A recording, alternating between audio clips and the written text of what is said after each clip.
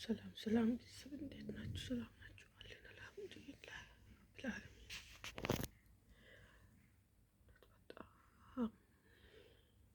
በጣም ስሜታዊ የሆነ በጣም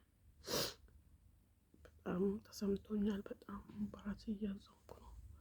በጣም ውስጤ እየተሰማኝ ነው። አላቅም ሁሉም ነገር ተዘግቶብኛል።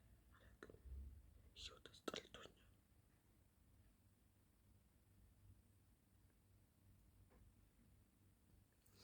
ምነግረውም የለኝም፣ ማወየውም የለኝም። ለአላህ ብቻ ነው የምናገረው፣ ለማንም አይደለም። የአላህ ውስጥን አዋቂ አላህ ነው።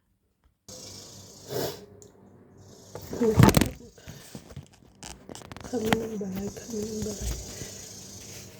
በቃ አስጠልቶኛል። መኖሩም እያስጠላኝ ነው። አላቅም እውነት በጣም እያስጠላኝ ነው ሁሉም ነገር። ለምንድን አላቅም። የሁሉም ነገር በር ተዘጋግቶብኛል። ልጆች እናት ነኝ። በሰው ሀገር ነው ያለሁት። እኔ አላቅም። ማልቀስ ሳልፈልግ እያለቀስኩ ነው። አላቅም። ለሰው መልቅሼ መናገርም አልፈልግም። ህይወቴ በጣም በሰው ሀገር አላቅም ወጥቼ ነገር አልተሳካልኝም። እኔ አላቅም። እንደኔ እንደዚህ ሆናል። እንደኔ ተንከራተተ አለ። እንደኔ ተቸገረ አለ። በጣም ተቸገርኩ። ብቻ አላቅም። የቤት ኪራይ እየቆጠረብኝ ነው ሁሉ ነገር።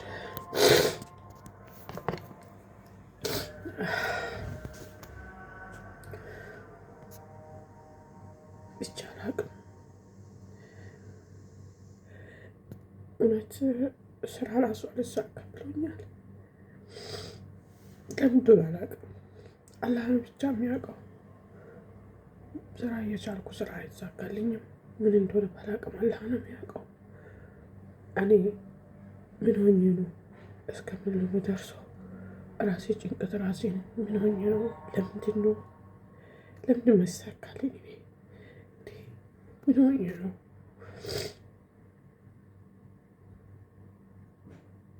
እና ስለዚህ ቤተሰቦች እስኪ ለማንኛውም እውነት እስኪ ዱዓ አድርጉልኝ። በቃ ዱዓችሁን እፈልጋለሁ። ኖሬ ለልጆቼ ሊጠቅማችሁ። ምናልባት አላህ በሰላም ሀገር ያስገብቶኝ ከተሳካልኝ ከገባሁ ለልጆቼ መኖር ስለምፈልግ ባላችሁበት ሁሉ በዱዓችሁ አግዙኝ። በቃ ሌላ ምንም የለኝም። በቃ ለእናንተም ልነግር ነው የመጣሁት። ሰላም አለይኩም።